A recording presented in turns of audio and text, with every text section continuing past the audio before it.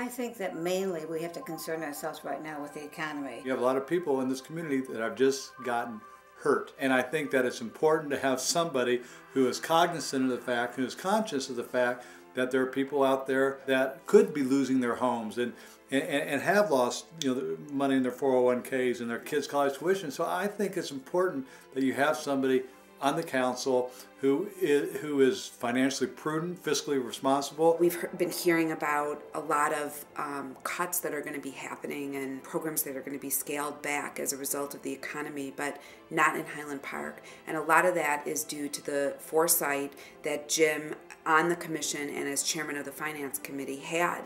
Chicago came into this year with a 1% reserve, and Highland Park has a 38% reserve. I don't think that anybody pays as much attention to what goes on in the budget of the city as Jim does. He knows every dime that's spent, and I think that he watches it, and that's really the kind of thing I look for, not just in local politics, but also national politics. If something seems that it's not going right, or the money's being spent in the wrong place, or the budgets don't look right, Jim's the first one to speak up. It's a huge, huge part of city management.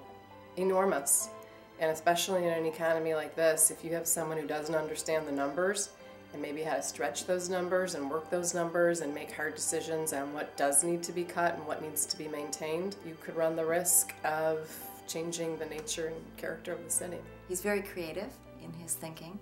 He brings to the job a tremendous knowledge from his experience in the business world.